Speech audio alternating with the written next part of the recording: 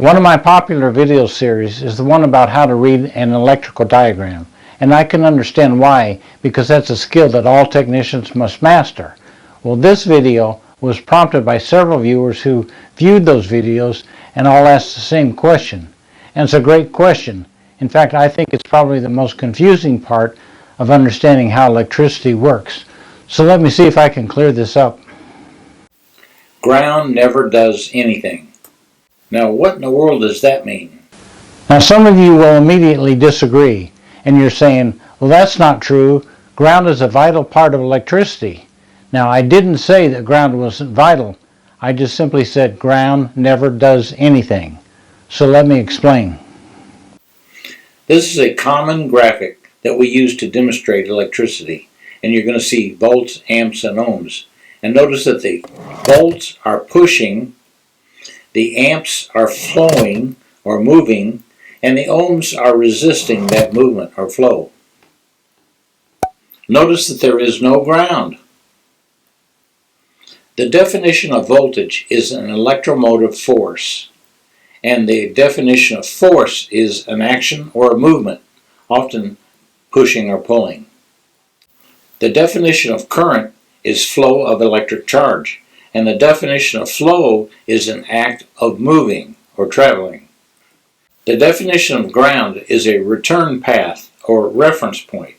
The definition of path is a way between two or more places.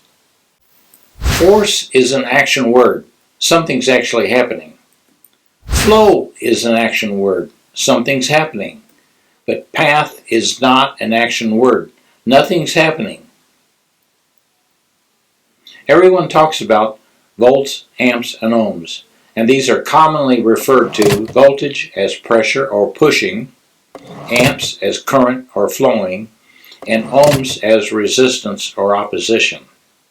Everyone talks about ground, but what does it actually do? Well, ground never does anything. Now there's a key word here, and that key word is does. Does means to do something. Let me illustrate with this time lapse of a thunderstorm. Look at all the activity in the sky and all the lightning activity, but the ground never does anything. Here's a basic automotive wiring diagram. And of course there are all kinds of variables and components that could be added to this, but let's start with the basics, because these basics will apply to any diagram regardless of any of the other variables. So here's the basic electrical diagram, but it's wrong. Why is it wrong? Well, to be correct, ground must be illustrated through the frame, like this, but we never see diagrams drawn this way. Now you must keep in mind a circuit is a complete circle, so by continuing the ground through the frame we have a complete circle. And this is the beginning of where all this confusion starts. Whoops! Where did it go? Now see how easily it can be forgotten? Remember that famous saying, out of sight, out of mind? Well, you can't focus on something you can't see. So let's start here with our basic electrical circuit as they are usually presented, but let's include the complete circle now. Now since we're focusing on ground, let's start there. We colored the ground side of the circuit green.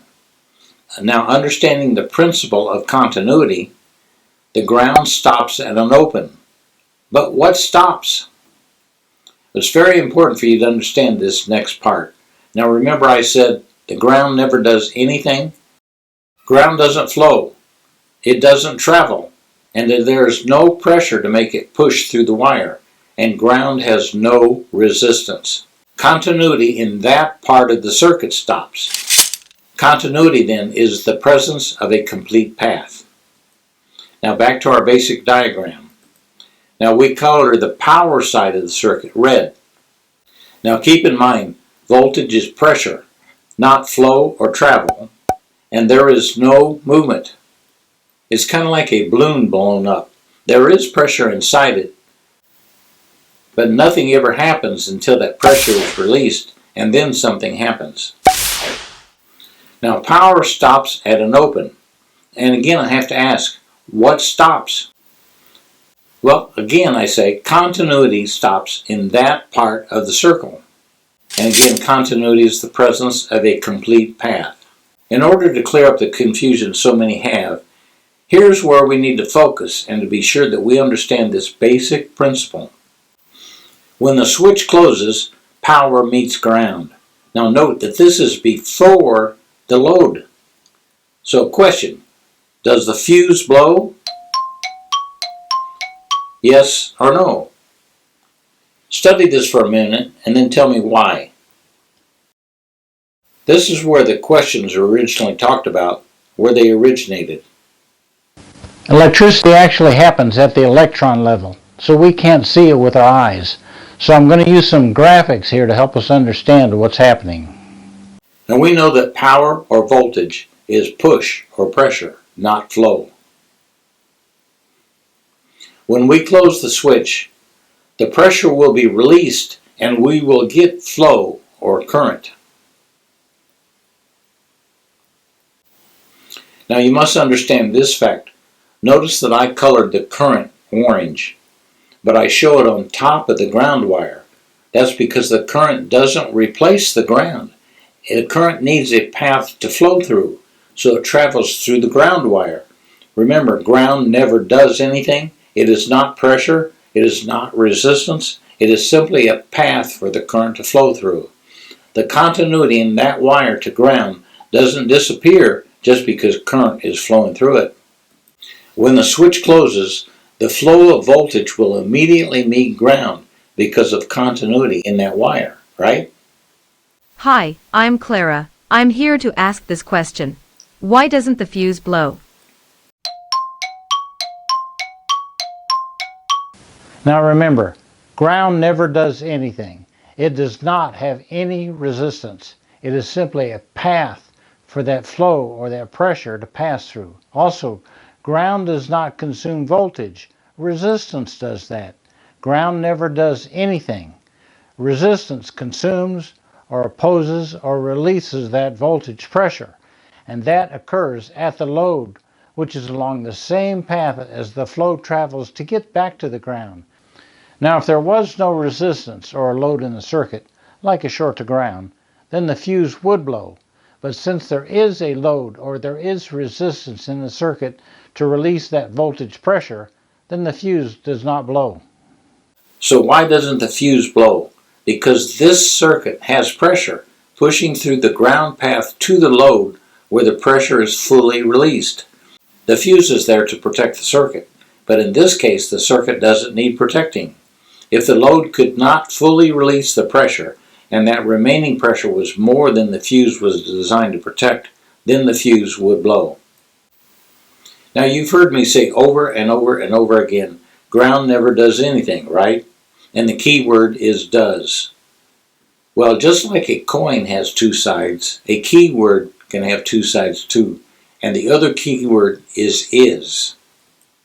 A definition of is something specific. Ground is vital. Ground is specific. Ground is the specific path that specific voltage pressure must flow through in order to make something specific happen. We could not have any electrical flow without it, and nothing electrical would work without it. So yes, ground never does anything, but it is a necessary part of electricity. Now remember I said electricity actually happens at the electron level, so we can't see it with our eyes.